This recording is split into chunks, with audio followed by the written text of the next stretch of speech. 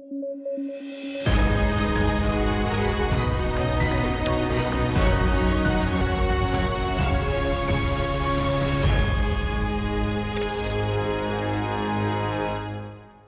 News at 9 programme में आपका स्वागत है। मैं हूं अमृत उपाध्याय। आइए जल्दी से देखें आज के हेडलाइंस।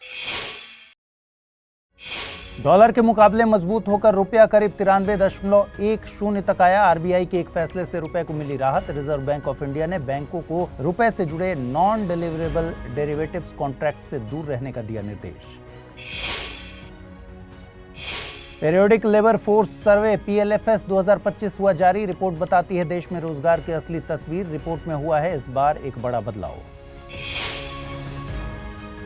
और भारत ने एग्रीकल्चर प्रोडक्शन में 2024-25 में बनाया नया रिकॉर्ड। फूड ग्रेन प्रोडक्शन पहुंचा 357.73 million ton. Pulses, millets, dry onion, coconut और स्पाइसेस में आया भारत दुनिया में पहले स्थान पर।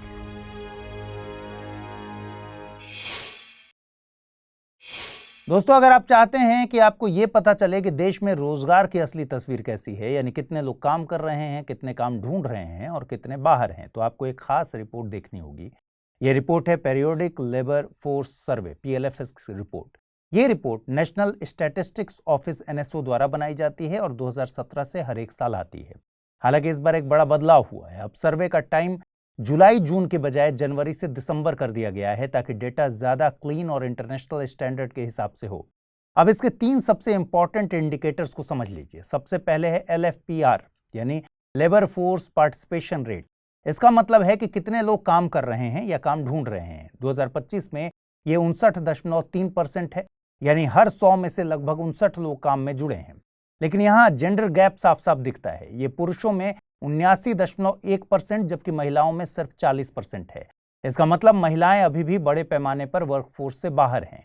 दिलचस्प बात यह है कि जो लोग लेबर फोर्स में नहीं हैं उनके कारण भी अलग हैं। पुरुषों में ज्यादातर यानी 69.8% पढ़ाई जारी रखना चाहते हैं, जबकि महिलाओं में 44.4% ने कहा कि वे घर और बच्चों की जिम्मेदारी में व्यस्त हैं। दूसरा खास इंडिकेटर है WPR यानी वर्कर पॉपुलेशन रेशियो। ये बताता है कुल पॉपुलेशन में से कितने लोग एक्चुअली काम कर रहे हैं। इस रिपोर्ट में ये 57.4% है, यानी हर 100 में से लगभग 57 लोग काम कर रहे हैं। यहां भी वही जेंडर गैप वाला फर्क है। WPR में पुरुष 76.6% हैं, जबकि महिलाएं सिर्फ 38.8%। तीसरा इंडिकेटर है UR यानी अनएम्प्लॉयमेंट रेट। इसका मतलब है कि जो लोग काम करना चाहते हैं उनमें से कितने को काम नहीं मिल रहा। यह सिर्फ 3.1% है, जो देखने में अच्छा लगता है। लेकिन ध्यान देने वाली बात यह है कि शहरों में बेरोजगारी 4.8% है और गांवों में यह 2.4%, यानी अर्बन एरियाज में जॉब कंपटीशन ज्यादा है। अब इस रिपोर्ट में कुछ बड़े ट्रेंड्स समझते हैं। दोस्तों, रिपोर्ट बताती है कि सेल्फ एम्प्लॉयड यानी खुद का काम करने वाले लोगों का हिस्सा थोड़ा कम हुआ है। 2023 में यह 58.2% था, अब 56.2% हो गया। इसका मतलब लोग धीरे धीरे सैलरीड जॉब्स की तरफ शिफ्ट हो रहे हैं। सेक्टर की बात करें तो एग्रीकल्चर अभी भी सबसे बड़ा एम्प्लॉयर है, लेकिन इसका हिस्सा घट रहा है। 2024 में 44.8% से गिरकर 2025 में 43% हो गया। यानी लोग धीरे धीरे खेती से निकलकर दूसरे सेक्टर्स जैसे कि सर्विसेज या इंडस्ट्री में जा रहे हैं। कुल मिलाकर ओवरऑल तस्वीर मिक्स्ड है। एक तरफ बेरोजगारी कम दिख रही है जो पॉजिटिव है, लेकिन दूसरी तरफ महिलाओं की भागीदारी अभी भी कम है और एग्रीकल्चर पर डिपेंडेंस अभी भी ज्यादा है। अगली खबर एग्रीकल्चर से रिलेटेड है। दरअसल भारत ने प्रोडक्शन के मामले में एक नया रिकॉर्ड बना दिया। भारत की खेती आज सिर्फ जीविका नहीं रही, बल्कि एक स्ट्रॉन्ग इकोनॉमिक इंजन बनती जा रही है और 2024-25 इसका सबसे अच्छा उदाहरण है। भारत में एग्रीकल्चर अभी भी बहुत बड़ा सेक्टर है। यह देश की कुल इकोनॉमी का लगभग 20% हिस्सा देता है और करीब 46% लोगों को रोजगार देता है। यानी आधा भारत किसी न किसी रूप में खेती पर निर्भर है। अब बात करते हैं 2024-25 की परफॉर्मेंस की। इस साल भारत ने प्रोडक्शन के मामले में नया रिकॉर्ड बना दिया। फूड ग्रेन जैसे चावल, गेहूं का उत्पादन 357.73 मिलियन टन पहुंच गया, जो अब तक का सबसे ज्यादा है। लेकिन इससे भी इंटरेस्टिंग बात यह है कि हॉर्टिकल्चर यानी फल, सब्जियां, फूल इत्यादि का प्रोडक्शन 362.08 मिलियन टन हो गया। यानी अब किसान धीरे धीरे हाई वैल्यू क्रॉप्स की तरफ शिफ्ट कर रहे हैं, जहां कम जमीन में ज्यादा कमाई होती है। ग्लोबल लेवल पर भी भारत की स्थिति बहुत मजबूत है। Bharat pulses, millets, dry onion, coconut और स्पाइसेस में दुनिया में नंबर 1 है। मतलब इन चीजों में भारत ग्लोबल लीडर है। वहीं सीरियल्स जैसे राइस, व्हीट, फ्रूट्स, वेजिटेबल्स और कैश क्रॉप्स जैसे शुगर केन, कॉटन, टी में भारत दूसरे नंबर पर है। इससे साफ है कि भारत सिर्फ अपने लिए नहीं बल्कि दुनिया के लिए भी फूड सप्लायर बन चुका है। अब एक्सपोर्ट्स की बात करें तो एग्रीकल्चर एक्सपोर्ट्स भी तेजी से बढ़े हैं। फाइनेंशियल ईयर 20 में ये 34.5 बिलियन डॉलर था, जो फाइनेंशियल ईयर 25 में बढ़कर हो गया है 51.1 बिलियन डॉलर। और सबसे खास बात, प्रोसेस्ड फूड यानी रेडी टू ईट या वैल्यू एडेड प्रोडक्ट्स का हिस्सा भी बढ़ा है, 15% से बढ़कर 20.4% हो गया है। इसका मतलब भारत अब सिर्फ कच्चा माल नहीं बेच रहा बल्कि वैल्यू एडेड प्रोडक्ट्स बनाकर ज्यादा कमाई कर रहा है। अब सवाल आता है कि यह सब कैसे पॉसिबल हुआ। दोस्तों, सरकार की कई स्कीम्स और इनिशिएटिव्स का इसमें बड़ा रोल है। सबसे पहले फाइनेंशियल सपोर्ट की बात कर लें तो पीएम किसान के तहत मार्च 2026 तक किसानों को 4,27,000 करोड़ रुपए से ज्यादा की सीधी मदद दी गई, जिससे उनकी इनकम स्टेबिलिटी बढ़ गई है। रिस्क मैनेजमेंट के लिए प्रधानमंत्री फसल बीमा योजना के तहत 2024-25 में 4 करोड़ 19 लाख किसानों का बीमा हुआ, यानी फसल खराब होने पर किसान पूरी तरह बर्बाद नहीं होता। क्रेडिट की बात करें तो किसान क्रेडिट कार्ड के जरिए 7.72 करोड़ एक्टिव अकाउंट्स हैं, जिससे किसानों को आसानी से लोन मिल पाता है। इसके अलावा टारगेटेड मिशंस भी चलाए जा रहे हैं, जैसे पल्सेस या एडिबल ऑयल्स में सेल्फ रिलायंस लाने के लिए खास योजनाएं, ताकि इंपोर्ट्स पर निर्भरता कम हो। दूसरी तरफ ग्राउंड लेवल पर भी काम हुआ है। 25 करोड़ सॉयल हेल्थ कार्ड्स दिए गए, जिससे किसान अपनी जमीन की क्वालिटी समझकर सही फर्टिलाइजर यूज कर सके। 6.85 लाख सीड विलेजेस बनाए गए, ताकि अच्छी क्वालिटी के बीज लोकली मिल सकें। टेक्नोलॉजी ने भी बड़ा रोल निभाया है। ई नाम ने 1.8 करोड़ किसानों को जोड़ा है, जिससे वे पूरे देश में कहीं भी अपनी फसल बेच पा रहे हैं, यानी मिडिलमैन की डिपेंडेंसी भूमिका कम हो रही है। साथ ही फरवरी 2026 तक 10,000 एफपीओज यानी फार्मर प्रोड्यूसर ऑर्गेनाइजेशंस बनाए गए, जिससे किसान मिलकर बार्गेनिंग पावर अपनी बढ़ा रहे हैं। कुल मिलाकर भारत की खेती अब सर्वाइवल सेक्टर से निकलकर ग्रोथ ड्राइवर बन रही है और 2024-25 इसका सबसे मजबूत उदाहरण है। दोस्तों, अचानक ऐसा क्या हुआ कि जो रुपया डॉलर के मुकाबले 95 के नीचे चला गया था, वह मजबूत होकर करीब 93.10 तक आ गया। कौन सा जादू हुआ? दरअसल ये कोई जादू नहीं था, ये था एक फैसला। रिजर्व बैंक ऑफ इंडिया का फैसला। आरबीआई के इस एक फैसले से रुपए को राहत मिली। आइए समझते हैं ये पूरी खबर क्या है। दरअसल रिजर्व बैंक ऑफ इंडिया ने बैंकों को रुपए से जुड़े non deliverable derivatives (Ndidi) contract से दूर रहने का निर्देश दिया। इसका असर तुरंत दिखा और रुपया मजबूत हुआ। अब ये नॉन डिलीवरेबल डेरिवेटिव्स हैं क्या और रुपया क्यों गिर रहा था? आइए समझते हैं। हाल ही में जब रुपया डॉलर के मुकाबले 95 के नीचे चला गया, तो यह सिर्फ इकोनॉमिक फंडामेंटल्स की वजह से नहीं था। इकोनॉमिक फंडामेंटल्स का मतलब होता है कि देश की असली आर्थिक स्थिति, जैसे ग्रोथ, डिमांड और सप्लाई। इस गिरावट में वेस्ट एशिया कॉन्फ्लिक्ट, बढ़ती ऑयल प्राइसेस और कैपिटल आउटफ्लो यानी विदेशी निवेश का भारत से बाहर जाना शामिल था। लेकिन इसके साथ ऑफशोर स्पेकुलेशंस ने इस गिरावट को और तेज कर दिया। इसको आप ऐसे समझिए कि भारत का रुपया एक खिलाड़ी है जो अपने ही मैदान यानी इंडिया में खेल रहा है। लेकिन असली दिक्कत यह थी कि इस खिलाड़ी के बारे में फैसले कहीं और लिए जा रहे हैं, जैसे सिंगापुर, लंदन, दुबई जैसे मैदानों में लिए जा रहे थे। वहां बैठे बड़े बड़े खिलाड़ी जैसे हेज फंड्स, ग्लोबल बैंक्स बिना असली रुपया खरीदे बेचे सिर्फ अंदाजा लगाकर दांव लगा रहे थे कि रुपया गिरेगा या बढ़ेगा। यही एनडीडी है, एक तरह की सट्टेबाजी या स्पेकुलेशन बेटिंग, जिसमें असली रुपया हाथ में नहीं होता, सिर्फ उसके फ्यूचर प्राइस पर खेल होता है। जैसे ही आरबीआई ने एनडीडी कॉन्ट्रैक्ट पर रोक लगाई, रुपया तुरंत मजबूत होकर 93.10 तक आ गया। इससे साफ हो जाता है कि स्पेकुलेटिव ट्रेड्स का असर कितना बड़ा था। अब एनडीडी को आसान तरीके से समझते हैं। नॉन डिलीवरेबल डेरिवेटिव एक तरह का फाइनेंशियल कॉन्ट्रैक्ट है जिसकी वैल्यू किसी दूसरी चीज पर डिपेंड करती है। यहां वो चीज है रुपया और इसका फ्यूचर एक्सचेंज रेट। इसमें दो पार्टियां पहले से तय कर लेती हैं कि भविष्य में रुपए का रेट क्या होगा, लेकिन असली रुपए की डिलीवरी कभी नहीं होती। सिर्फ रेट के अंतर को कैश में सेटल किया जाता है, ज्यादातर यूएस डॉलर में। अब यह भी समझिए कि भारत में कैपिटल कंट्रोल्स हैं, यानी सरकार ने पैसे के देश के अंदर और बाहर जाने पर कुछ सीमाएं लगाई हुई हैं। इसी वजह से फॉरेन इन्वेस्टर्स सीधे रुपए में फ्रीली ट्रेड नहीं कर पाते।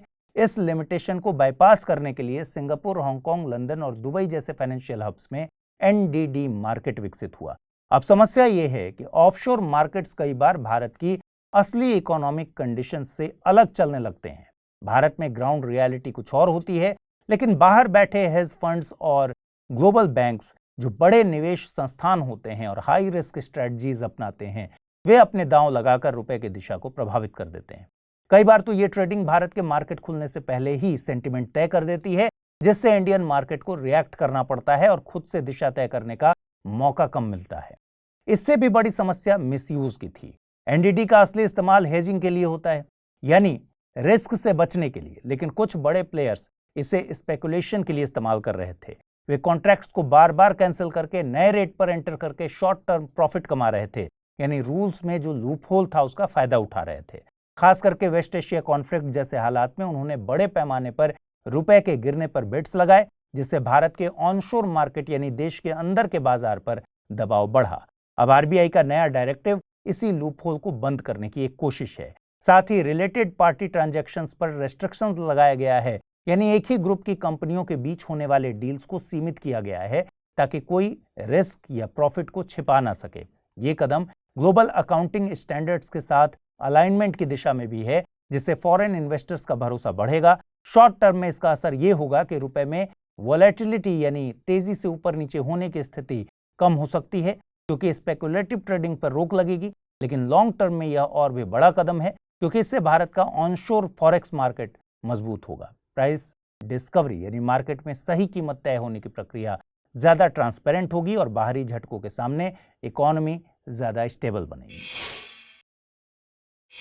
दोस्तों, लंदन वही शहर जहां से ब्रिटिश साम्राज्य पूरी दुनिया को कंट्रोल करता था, लेकिन एक समय में इसी शहर में बैठकर एक भारतीय उसी साम्राज्य की नींव को चैलेंज कर रहा था विचारों से, नेटवर्क से और संगठन से। ये कहानी है श्यामजी कृष्ण वर्मा की। हाल ही में श्यामजी कृष्ण वर्मा की डेथ एनिवर्सरी पर प्रधानमंत्री ने श्रद्धांजलि दी।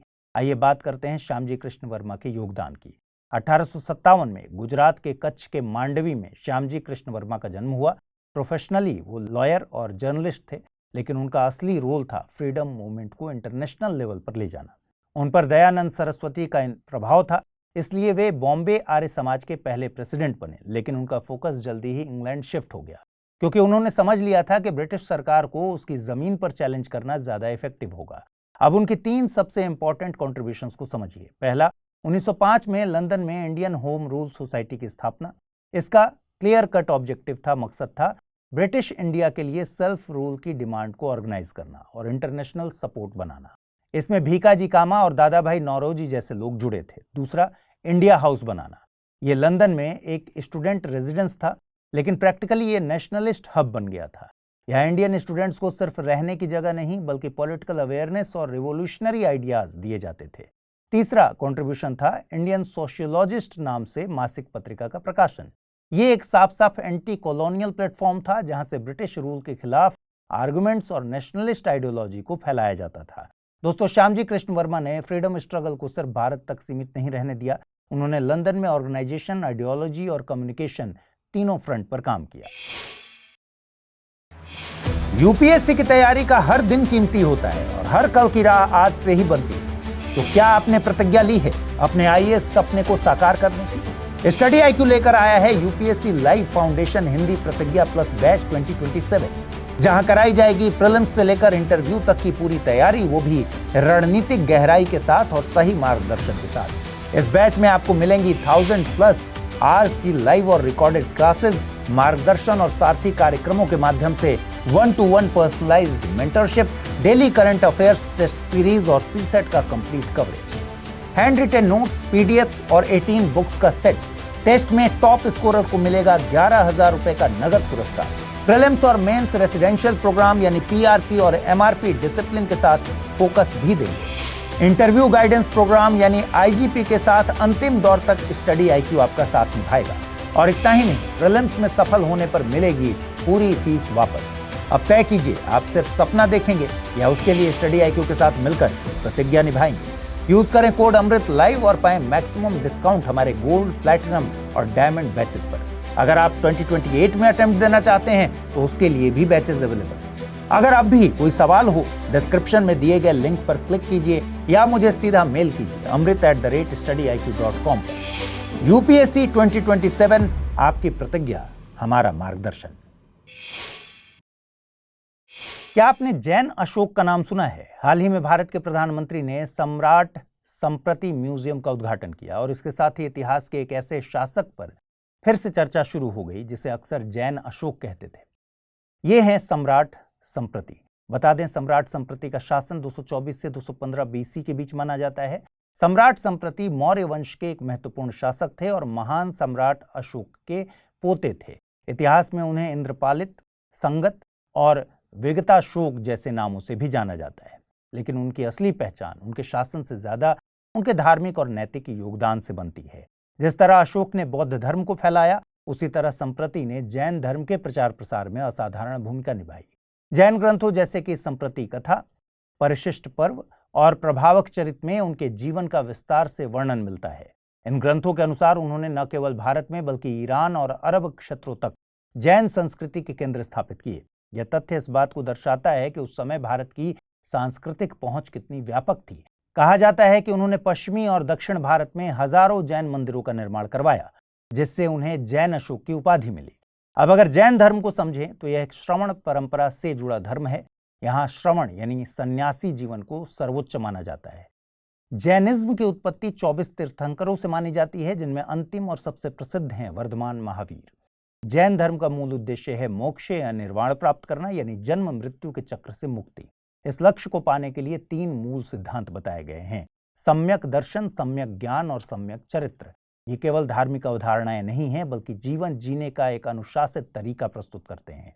साथ ही जैन धर्म में 5 महाव्रतों का विशेष महत्व है। ये हैं अहिंसा, सत्य, अस्तेय, अपरिग्रह और ब्रह्मचर्य। ये नियम खास तौर पर साधुओं के लिए होते हैं, लेकिन आम जीवन में भी इनका प्रभाव स्पष्ट दिखाई देता है। सम्राट संप्रति का महत्व इसीलिए और बढ़ जाता है क्योंकि उन्होंने इन सिद्धांतों को केवल व्यक्तिगत आस्था तक सीमित नहीं रखा था, बल्कि उन्हें शासन और समाज में लागू करने की कोशिश की। उन्होंने अहिंसा और नैतिकता को शासन का आधार बनाया, जो आज के समय में भी एक आदर्श माना जाता है। दोस्तों, आपने स्ट्रेट ऑफ हॉर्मुज का नाम अक्सर सुना होगा, लेकिन आज हम आपको एक दूसरे स्ट्रेट के बारे में बताने जा रहे हैं जो उतना ही महत्वपूर्ण है, बल्कि कई मामलों में उससे भी ज्यादा सेंसिटिव है। इसका नाम है बाब अल मांदेब स्ट्रेट। जैसे यूनाइटेड स्टेट्स, इजराइल और ईरान के बीच टेंशंस जैसे से बढ़ रहे हैं, दुनिया की नजर इस चोक पॉइंट पर आकर टिक गई है। आइए इस स्ट्रेट को समझते हैं। बाब अल मांदेब का मतलब होता है गेट ऑफ टीयर्स, यानी आंसुओं का दरवाजा। ऐसा इसलिए क्योंकि पुराने समय में यहाँ जहाजों के लिए सफर खतरनाक हुआ करता था। बाब अल मांदेब स्ट्रेट दुनिया के सबसे महत्वपूर्ण समुद्री चोक पॉइंट्स में से एक है। अगर आप वर्ल्ड मैप देखेंगे तो यह एक पतला सा जलमार्ग है जो रेड सी को गल्फ ऑफ अदन से जोड़ता है। इसके एक तरफ यमन है और दूसरी तरफ जिबूती और इरिट्रिया। अब सवाल है कि यह इतना इंपॉर्टेंट क्यों है? यह ग्लोबल ट्रेड का शॉर्टकट है। एशिया से जो सामान यूरोप जाता है वह इसी रास्ते से होकर गुजरता है। जहाज पहले अरेबियन सी जाता है, फिर गल्फ ऑफ अदन, बाब अल मांदेब और रेड सी होते हुए स्वेज कनाल से होते हुए यूरोप पहुंचता है। अगर यह रास्ता बंद हो जाए तो जहाजों को अफ्रीका के दक्षिणी भाग से केप ऑफ गुड होप के पास से लंबा चक्कर लगाना पड़ेगा, जिससे समय और लागत दोनों बढ़ जाएंगे। यह भी ध्यान रखिए कि यह स्ट्रेट सिर्फ सामान ही नहीं बल्कि ऑयल ट्रांसपोर्ट के लिए भी बहुत जरूरी है। मिडिल ईस्ट से यूरोप और अमेरिका तक जो तेल और गैस जाती है उसका बड़ा हिस्सा इसी रास्ते से गुजरता है। अगर यहाँ कोई प्रॉब्लम होती है, जैसे कॉन्फ्लिक्ट, अटैक या ब्लॉकेज, तो ग्लोबल ऑयल प्राइसेस तुरंत बढ़ जाएंगे। यानी इसका असर सीधे सीधे आम लोगों की जेब पर पड़ता है। यह अक्सर चर्चा में क्यों रहता है? क्योंकि इस इलाके में इंस्टेबिलिटी ज्यादा है, खासकर यमन में चल रहे कॉन्फ्लिक्ट की वजह से। कई बार शिप्स पर अटैक्स हुए, जिससे शिपिंग कंपनीज डरती हैं और रूट बदल लेती हैं। इसका सीधा असर होता है कि शिपिंग कॉस्ट बढ़ती है, डिलीवरी टाइम बढ़ जाता है और ग्लोबल ट्रेड स्लो हो जाता है। यानी एक छोटा सा समुद्री रास्ता पूरी दुनिया की सप्लाई चेन को प्रभावित कर सकता है। एटॉमिक एनर्जी रेगुलेटरी बोर्ड ने हाल ही में राजस्थान में Mahi Banswara Rajasthan atomic nuclear power project के पहले 2 यूनिट्स के निर्माण के लिए खुदाई की मंजूरी दे दी है। यह मंजूरी सिर्फ एक तकनीकी प्रक्रिया नहीं है, बल्कि भारत के न्यूक्लियर एनर्जी एक्सपेंशन की दिशा में एक अहम कदम है। यह प्रोजेक्ट बांसवाड़ा में माही डैम के पास बनाया जा रहा है, जहां 4 700 मेगावाट के प्रेशराइज्ड हैवी वाटर रिएक्टर्स लगाए जाएंगे। PHWR टेक्नोलॉजी भारत के लिए खास है क्योंकि इसमें नेचुरल यूरेनियम का उपयोग होता है और हैवी वाटर कूलेंट तथा मॉडरेटर के रूप में काम करता है। इससे भारत को इंपोर्टेड फ्यूल पर कम निर्भर रहना पड़ता है। इस प्रोजेक्ट को अणुशक्ति विद्युत निगम डेवलप कर रहा है, जो nuclear power corporation of India limited और national thermal power corporation limited का ज्वाइंट वेंचर है। खास बात यह भी है कि यह प्रोजेक्ट भारत के फ्लीट मोड इनिशिएटिव का हिस्सा है, जिसमें एक जैसे डिजाइन वाले कई रिएक्टर्स एक साथ बनाए जा रहे हैं ताकि लागत कम हो, कंस्ट्रक्शन तेजी से हो और एफिशिएंसी बढ़े। अगर इसे ब्रॉडर कॉन्टेक्स्ट में देखेंगे तो यह कदम भारत के लॉन्ग टर्म न्यूक्लियर गोल्स से जुड़ा है। सरकार ने यूनियन बजट 2025-26 में न्यूक्लियर एनर्जी मिशन लॉन्च किया है, जिसका फोकस स्मॉल मॉड्यूलर रिएक्टर्स पर है और लक्ष्य है कि 2033 तक कम से कम 5 इंडिजिनस SMRs ऑपरेशनल हो जाए। साथ ही भारत ने 2047 तक 100 गीगावाट न्यूक्लियर कैपेसिटी का एम्बिशियस टारगेट रखा है, जो क्लीन एनर्जी ट्रांजिशन के लिए बहुत जरूरी है। अभी की स्थिति यह है कि भारत के पास 24 न्यूक्लियर रिएक्टर्स हैं जो लगभग 8,780 मेगावाट बिजली पैदा करते हैं और सरकार इसे 2031-32 तक बढ़ाकर 22,480 मेगावाट तक ले जाना चाहती है। फिलहाल न्यूक्लियर एनर्जी भारत की कुल बिजली उत्पादन का लगभग 3.1% हिस्सा है, लेकिन इसे बढ़ाने की कोशिश इसलिए हो रही है क्योंकि यह एक रिलायबल और लो कार्बन सोर्स है।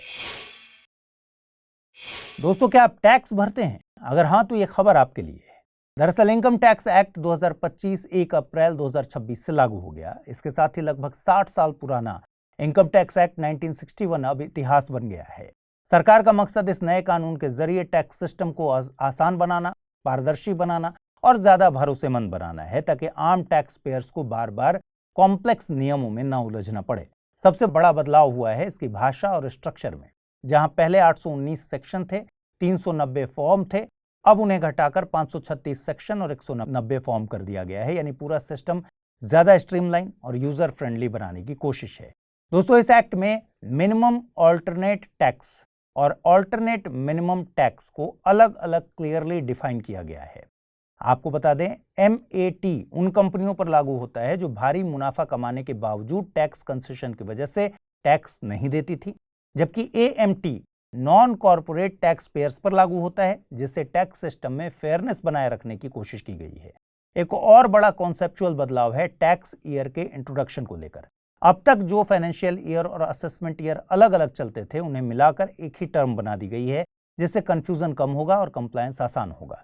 हालांकि सरकार ने स्टेबिलिटी बनाए रखने के लिए tax rates, tax regimes, offences और पेनल्टीज में कोई बदलाव नहीं किया है, ताकि टैक्स पेयर्स को अचानक किसी बड़े झटके का सामना न करना पड़े। इसके साथ ही फेसलेस असेसमेंट और इंफॉर्मेशन कलेक्शन को और मजबूत किया गया है, जिससे ट्रांसपेरेंसी बढ़े और ह्यूमन इंटरफेरेंस कम हो। एक और महत्वपूर्ण बदलाव अनडिस्क्लोज्ड इनकम की डेफिनेशन में किया गया है। अब इसमें सिर्फ कैश, ज्वेलरी या फिर बुलियन ही नहीं, बल्कि वर्चुअल डिजिटल एसेट्स जैसे क्रिप्टो को भी शामिल कर लिया गया है। इतना ही नहीं, अब इनकम टैक्स अथॉरिटीज को सर्च और सीजर के दौरान वर्चुअल डिजिटल स्पेस तक एक्सेस का अधिकार भी दिया गया है, जिसमें email, social media accounts, online trading platforms और एसेट ओनरशिप से जुड़े डिजिटल रिकॉर्ड शामिल हैं। कुल मिलाकर यह नया कानून पूरी तरह से डिजिटल एज के हिसाब से रीडिजाइन किया गया है। जहां एक तरफ कंप्लायंस आसान बनाया गया है, वहीं दूसरी तरफ टैक्स चोरी को रोकने के लिए सरकार को ज्यादा पावर्स दी गई हैं। यानी यह एक्ट एक बैलेंस बनाने की कोशिश है। दोस्तों, एक बड़ा सवाल है कि क्या वर्ल्ड ट्रेड ऑर्गेनाइजेशन अब रेलेवेंट बचा है? यह सवाल आखिर उठ क्यों रहा है? दरअसल वर्ल्ड ट्रेड ऑर्गेनाइजेशन का 14वां मिनिस्ट्रियल कॉन्फ्रेंस हाल ही में अफ्रीकी देश कैमरून की राजधानी में आयोजित हुआ, लेकिन यह बैठक बिना किसी ठोस सहमति के समाप्त होगी। इसका मतलब यह नहीं कि बस एक मीटिंग फेल हो गई, बल्कि यह दिखाता है कि आज का ग्लोबल ट्रेड सिस्टम अंदर से कितना बढ़ चुका है। इसे नॉर्थ साउथ डिवाइड कहा जाता है। इसका मतलब है कि एक तरफ डेवलप्ड कंट्रीज हैं जैसे अमेरिका और यूरोप, जो चाहते हैं कि डिजिटल ट्रेड, ट्रांसपेरेंसी और नए नियम जल्दी लागू हों, जबकि दूसरी तरफ डेवलपिंग कंट्रीज जैसे कि इंडिया है, जो सबसे पहले अपनी फूड सिक्योरिटी, किसानों के हित और अपनी आर्थिक स्वतंत्रता को बचाना चाहती है। यहीं से असली टकराव शुरू होता है। इस कॉन्फ्रेंस का सबसे बड़ा मुद्दा था 1998 से चल रहा ई कॉमर्स मॉरेटोरियम को खत्म करना। आसान भाषा में समझेंगे तो अब तक एक नियम था कि अगर कोई डिजिटल चीज जैसे सॉफ्टवेयर, मूवी या ई बुक एक देश से दूसरे देश में जाती है तो उस पर कोई कस्टम ड्यूटी नहीं लगेगी। लेकिन अब यह नियम खत्म हो गया है। यानी अब देश चाहें तो डिजिटल इंपोर्ट्स पर टैक्स लगा सकते हैं। डेवलप्ड देश इसे गलत मानते हैं। क्यों? क्योंकि उनके लिए तो फ्री डिजिटल ट्रेड इनोवेशन और बिजनेस को बढ़ावा देता है। वहीं इंडिया और साउथ अफ्रीका जैसे देश कहते हैं कि अगर सब कुछ डिजिटल हो जाएगा और उस पर टैक्स नहीं लगेगा तो हमारी कमाई कम हो जाएगी और हमारी लोकल इंडस्ट्री को नुकसान होगा। दूसरा महत्वपूर्ण मुद्दा था ट्रिप्स एग्रीमेंट से जुड़ा नॉन वायलेशन कंप्लेंट का सेफगार्ड खत्म होना। इसे बहुत सिंपल तरीके से अगर समझेंगे तो पहले डेवलपिंग कंट्रीज के पास एक सुरक्षा थी जिससे वे अपनी हेल्थ पॉलिसीज जैसे सस्ती दवाइयों के लिए कंपल्सरी लाइसेंसिंग को बिना डर के लागू कर सकते थे। अब ये सुरक्षा भी हट गई है। तो भविष्य में ऐसा हो सकता है कि अगर कोई देश अपनी जनता के हित में कोई हेल्थ पॉलिसी बनाए तो उस पर अंतर्राष्ट्रीय विवाद खड़ा हो जाए। एग्रीकल्चर के मुद्दे पर भी विवाद साफ साफ दिखा। इंडिया और कई अफ्रीकी देशों ने पब्लिक स्टॉक होल्डिंग के लिए परमानेंट सोल्यूशन की मांग की। इसका मतलब यह है कि सरकारें किसानों से अनाज खरीदकर उसे गरीबों को सस्ती कीमत पर दे सकें। लेकिन WTO के नियम इसे ट्रेड डिस्टॉर्टिंग सब्सिडी मानते हैं। डेवलपिंग कंट्रीज के लिए यह जीवन मरण का सवाल है, क्योंकि उनकी बड़ी आबादी फूड सिक्योरिटी पर निर्भर है, जबकि डेवलप्ड कंट्रीज ने इस मुद्दे पर ज्यादा दिलचस्पी दिखाई नहीं। ट्रांसपेरेंसी को लेकर भी बड़ा विवाद हुआ। कुछ डेवलप्ड देश चाहते हैं कि सभी देश अपनी ट्रेड पॉलिसी और सब्सिडी की पूरी जानकारी समय समय पर दें, और अगर कोई देश ऐसा नहीं करता तो उस पर पेनल्टी लगे। इंडिया ने इसका विरोध करते हुए कहा कि यह वेपनाइजेशन ऑफ ट्रांसपेरेंसी है, यानी ट्रांसपेरेंसी को एक हथियार की तरह इस्तेमाल किया जा रहा है। भारत का कहना है कि कई गरीब और डेवलपिंग देशों के पास इतनी क्षमता ही नहीं है कि वे इतने जटिल डेटा और रिपोर्ट समय पर दे सकें। ऐसे में उन पर पेनल्टी लगाना गलत होगा। इसके अलावा investment facilitation for development IFD agreement भी चर्चा में रहा। आपको बता दें कि इसे चीन आगे बढ़ा रहा है। इंडिया ने इसका विरोध किया क्योंकि उसे लगता है कि इससे WTO के मल्टीलैटरल सिस्टम को नुकसान हो सकता है। वहीं दूसरी तरफ कुछ देशों ने मिलकर एक अलग ई-कॉमर्स एग्रीमेंट पर काम आगे बढ़ाया, जो दिखाता है कि अब WTO के अंदर सभी देश एक साथ निर्णय नहीं ले पा रहे हैं, बल्कि छोटे छोटे ग्रुप्स बन रहे हैं। अगर पूरी तस्वीर को देखें तो सबसे बड़ी समस्या WTO की गिरती हुई विश्वसनीयता है। इसका डिस्प्यूट सेटलमेंट सिस्टम, जो देशों के बीच व्यापारिक विवाद को सुलझाता था, लगभग ठप पड़ा हुआ है, क्योंकि अमेरिका नए जजों की नियुक्ति नहीं होने दे रहा। इसका सीधा मतलब है कि अब अगर दो देशों के बीच ट्रेड विवाद होता है तो उसे सुलझाने के लिए कोई मजबूत अंतिम संस्था मौजूद ही नहीं है। अंत में इस पूरे कॉन्फ्रेंस से एक बात बहुत साफ हो जाती है कि WTO अब सिर्फ ट्रेड नियमों का प्लेटफॉर्म नहीं रह गया, बल्कि यह दुनिया की ताकत की राजनीति का आईना बन चुका है। डेवलप्ड देश डिजिटल इकोनॉमी के नियम बनाना चाहते हैं। डेवलपिंग देश अभी भी अपनी बुनियादी जरूरतों जैसे फूड सिक्योरिटी और आर्थिक स्वतंत्रता को बचाने की लड़ाई लड़ रहे हैं। जब तक इन दोनों के बीच संतुलन नहीं बनेगा, तब तक WTO का भविष्य अनिश्चित ही रहेगा। भारत का स्पेस सेक्टर अब सिर्फ रॉकेट लॉन्च या सैटेलाइट तक सीमित नहीं रह गया है, बल्कि यह एक बड़ा इकोनॉमिक फ्रंटियर बन चुका है, और इसी बदलाव को गति देने के लिए सरकार ने एक बेहद महत्वपूर्ण कदम उठाया है। यह कदम है अंतरिक्ष वेंचर कैपिटल फंड। हाल ही में केंद्रीय मंत्री ने बताया कि यह फंड अब तेजी से प्रोग्रेस कर रहा है और फाइनेंशियल ईयर 2027 की पहली तिमाही से चुनिंदा स्टार्टअप्स में निवेश शुरू होने की उम्मीद है। इसका मतलब साफ है कि इंडिया अब स्पेस इकोनॉमी में प्राइवेट सेक्टर को सिर्फ एंट्री ही नहीं, बल्कि स्ट्रॉन्ग फाइनेंशियल बैकिंग भी देने जा रहा है। सबसे पहले समझते हैं कि यह फंड आखिर है क्या। अंतरिक्ष वेंचर कैपिटल फंड एक क्लोज एंडेड फंड है, जिसे securities and exchange board of India यानी कि सेबी के तहत category 2 alternative investment fund AIF के रूप में रजिस्टर किया गया है। कैटेगरी 2 AIF का मतलब होता है कि यह फंड उन सेक्टर्स में निवेश करता है जहां ग्रोथ पोटेंशियल तो हाई है, लेकिन रिस्क भी मॉडरेट से हाई हो सकता है, जैसे कि इंफ्रास्ट्रक्चर हो गया, स्टार्टअप्स हो गए, और अब स्पेस सेक्टर है। इस फंड को स्पॉन्सर किया है सिडबी वेंचर कैपिटल लिमिटेड ने, जो पहले से ही MSMEs और इनोवेशन ड्रिवन स्टार्टअप्स को सपोर्ट करता रहा है। अब बात करते हैं इसके सबसे अहम स्टेक होल्डर की, और ये है Indian national space promotion and authorisation centre, जिसे हम इन स्पेस के नाम से जानते हैं। यही इस फंड का भी इन्वेस्टर है। इन स्पेस दरअसल डिपार्टमेंट ऑफ स्पेस के अंतर्गत एक ऑटोनोमस नोडल एजेंसी है, जिसे खास तौर पर प्राइवेट प्लेयर्स को स्पेस सेक्टर में शामिल करने के लिए बनाया गया था। पहले जहां इंडियन स्पेस रिसर्च ऑर्गेनाइजेशन ही लगभग पूरे स्पेस इकोसिस्टम को डोमिनेट करता था, वहीं अब इन स्पेस एक ब्रिज का काम करता है, इसरो और प्राइवेट कंपनियों के बीच का ब्रिज। इस फंड का कोर ऑब्जेक्टिव सिर्फ पैसा देना नहीं है, बल्कि एक पूरी इनोवेशन पाइपलाइन को तैयार करना है। यह उन इंडियन कंपनियों में निवेश करेगा जिनका टेक्नोलॉजी रेडीनेस लेवल TRL4 या उससे ऊपर है। TRL4 का मतलब होता है कि टेक्नोलॉजी लैब टेस्टिंग फेज से निकलकर वैलिडेशन स्टेज में आ चुकी है, यानी अब उसे रियल वर्ल्ड एप्लीकेशन के लिए स्केल किया जा सकता है। यही वह क्रिटिकल स्टेज होती है जहां स्टार्टअप्स को सबसे ज्यादा फंडिंग की जरूरत होती है, और अक्सर ट्रेडिशनल इन्वेस्टर्स यहां हेजिटेट करते हैं। अंतरिक्ष फंड इसी गैप को भरेगा। इसके अलावा यह फंड स्टार्टअप्स को सिर्फ सर्वाइव करने में नहीं, बल्कि स्केल और कमर्शियलाइज करने में मदद करेगा, यानी आइडियाज को प्रॉफिटेबल बिजनेस में बदलेगा। चाहे सैटेलाइट मैन्युफैक्चरिंग हो, लॉन्च सर्विसेज हो, स्पेस बेस्ड डेटा एनालिटिक्स हो या कम्युनिकेशन टेक्नोलॉजीज हो, हर सेगमेंट को इससे बूस्ट मिलेगा और इसका सीधा असर इंडिया की ग्लोबल स्पेस इकोनॉमी में हिस्सेदारी को बढ़ाने पर पड़ेगा, जो अभी तक करीब 2% के आसपास है। कुल मिलाकर आने वाले समय में जब आप किसी इंडियन प्राइवेट कंपनी को ग्लोबल स्पेस मिशंस में भाग लेते देखेंगे तो उसके पीछे सिर्फ तकनीक नहीं बल्कि इस तरह के स्ट्रेटेजिक फंड्स की बड़ी भूमिका होगी। यह इनिशिएटिव इंडिया को सिर्फ स्पेस फेरिंग नेशन से आगे बढ़ाकर एक स्पेस इकोनॉमी पावर हाउस बनाने की दिशा में ले जा रहा है। दोस्तों, क्या आपने कभी सोचा है कि जो पक्षी, मछलियां या जानवर हजारों किलोमीटर का सफर तय करते हैं, उनकी सबसे बड़ी चुनौती क्या होती है? क्लाइमेट चेंज तो है ही, लेकिन एक और बड़ा खतरा है और यह है इलीगल हंटिंग और अनसस्टेनेबल एक्सप्लॉयटेशन। और यही वजह है कि हाल ही में एक नई ग्लोबल इनिशिएटिव चर्चा में आई। यह इनिशिएटिव है global initiative on the taking of migratory species यानी GTI। सबसे पहले समझते हैं खबर क्या है।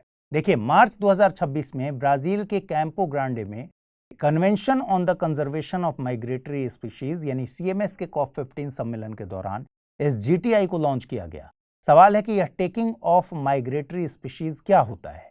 एक बात समझिए, यहाँ टेकिंग का मतलब सिर्फ हंटिंग नहीं है, इसमें फिशिंग, कैप्चरिंग, ट्रेडिंग, यहाँ तक कि मेडिसिनल यूज के लिए एक्सप्लॉयटेशन भी शामिल है। यानी इंसानों द्वारा किसी भी तरीके से माइग्रेटरी स्पीशीज का इस्तेमाल, अगर वह इलीगल या अनसस्टेनेबल है तो वो इस प्रॉब्लम का हिस्सा है। अब इसकी गंभीरता समझिए। 2024 की state of the world's migratory species report के अनुसार CMS के तहत सूचीबद्ध लगभग 1200 स्पीशीज में से करीब 70% प्रजातियां ऐसी हैं जिनकी सर्वाइवल इलीगल या अनसस्टेनेबल टेकिंग के खतरे में है।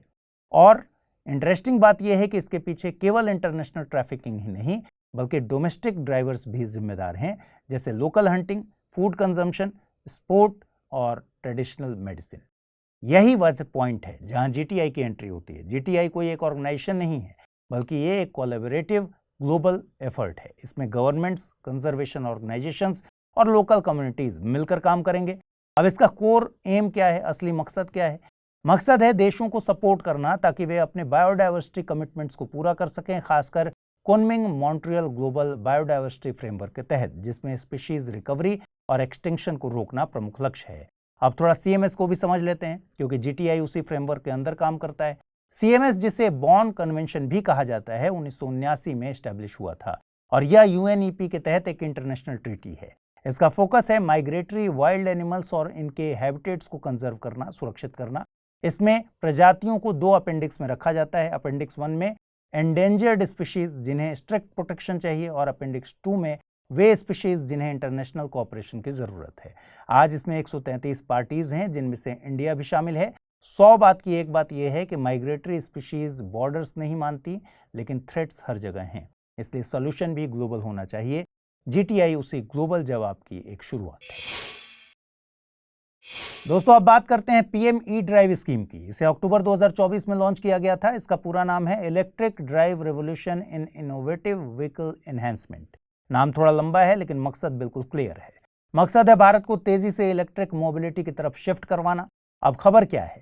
हाल ही में मिनिस्ट्री ऑफ हैवी इंडस्ट्रीज ने इस स्कीम के तहत सब्सिडीज को एक्सटेंड कर दिया है। इलेक्ट्रिक 2 व्हीलर्स के लिए सब्सिडी 31 जुलाई 2026 तक बढ़ाई गई है और इलेक्ट्रिक रिक्शा, इलेक्ट्रिक कार्ट्स के लिए ये 31 मार्च 2028 तक जारी रहेगी। सरकार साफ साफ संकेत दे रही है कि EV एडॉप्शन को अभी और जोर लगाने की उसमें जरूरत है, खासकर उन सेगमेंट्स में जो मास लेवल पर इस्तेमाल होते हैं। अब जरा बड़ी तस्वीर को समझते हैं। इंडिया में EV एडॉप्शन का सबसे बड़ा चैलेंज सिर्फ व्हीकल्स की कीमत नहीं है बल्कि चार्जिंग इंफ्रास्ट्रक्चर और इकोसिस्टम की कमी है।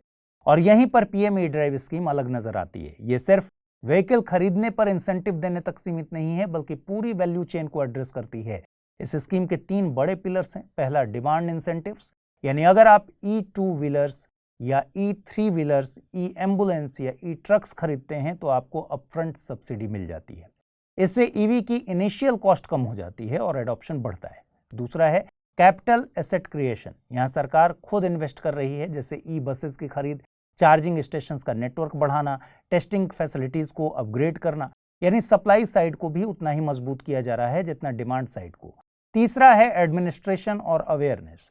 IEC एक्टिविटीज के जरिए लोगों को EV के बेनिफिट्स के बारे में एजुकेट किया जाएगा ताकि एडॉप्शन सिर्फ पॉलिसी ड्रिवन ना होकर बिहेवियर ड्रिवन बने। अब एक इंटरेस्टिंग लेयर और है और ये है कोऑपरेटिव फेडरलिज्म। इस स्कीम के तहत स्टेट्स को भी एनकरेज किया जा रहा है कि वे एडिशनल इंसेंटिव्स दें, जैसे road tax waiver, toll reduction, parking fee में छूट देना, परमिट रिलैक्सेशन देना, ये सब। यानी सेंटर फ्रेमवर्क दे रहा है और स्टेट्स उसे अपने हिसाब से और अट्रैक्टिव बना सकते हैं। अब सवाल आता है कि इतनी बड़ी स्कीम को मैनेज कौन करेगा। इसके लिए एक इंटर मिनिस्ट्रियल बॉडी बनाई गई है। यह है project implementation and sanctioning committee, PISC। इसका काम सिर्फ मॉनिटरिंग नहीं है बल्कि रियल टाइम डिसीजन मेकिंग है। अगर कहीं प्रॉब्लम आती है, जैसे इंसेंटिव स्ट्रक्चर बदलना हो या बसेस की संख्या बढ़ानी हो, तो PISC तुरंत एक्शन ले सकता है। लेकिन यहाँ एक कंडीशन भी है जो UPSC के लिए इंपॉर्टेंट है। PM E-ड्राइव इंसेंटिव्स पाने के लिए व्हीकल्स को central motor vehicles rules CMVR के तहत मोटर व्हीकल्स के रूप में रजिस्टर होना जरूरी है और उनमें एडवांस्ड बैटरी टेक्नोलॉजी होनी चाहिए। यानी सरकार क्वांटिटी के साथ साथ क्वालिटी पर भी ध्यान दे रही है। UPSC की तैयारी का हर दिन कीमती होता है और हर कल की राह आज से ही बनती है। तो क्या आपने प्रतिज्ञा ली है अपने IAS सपने को साकार करने की? स्टडी IQ लेकर आया है UPSC लाइव फाउंडेशन हिंदी प्रतिज्ञा प्लस बैच 2027, जहां कराई जाएगी प्रीलिम्स से लेकर इंटरव्यू तक की पूरी तैयारी, वो भी रणनीतिक गहराई के साथ और सही मार्गदर्शन के साथ। इस बैच में आपको मिलेंगी 1000+ आवर्स की लाइव और रिकॉर्डेड क्लासेस, मार्गदर्शन और सारथी कार्यक्रमों के माध्यम से 1-to-1 personalised mentorship, daily current affairs test series और CSET का complete coverage, hand written notes, PDFs और 18 बुक्स का सेट। टेस्ट में टॉप स्कोरर को मिलेगा 11,000 रुपए का नगद पुरस्कार। प्रीलिम्स और मेंस रेसिडेंशियल प्रोग्राम यानी PRP और MRP डिसिप्लिन के साथ फोकस भी देंगे। इंटरव्यू गाइडेंस प्रोग्राम यानी IGP के साथ अंतिम दौर तक स्टडी IQ आपका साथ निभाएगा। और इतना ही नहीं, प्रीलिम्स में सफल होने पर मिलेगी पूरी फीस वापस। अब तय कीजिए, आप सिर्फ सपना देखेंगे या उसके लिए स्टडी IQ के साथ मिलकर प्रतिज्ञा निभाएंगे। यूज करें कोड अमृत लाइव और पाएं मैक्सिमम डिस्काउंट हमारे गोल्ड, प्लैटिनम और डायमंड बैचेस पर।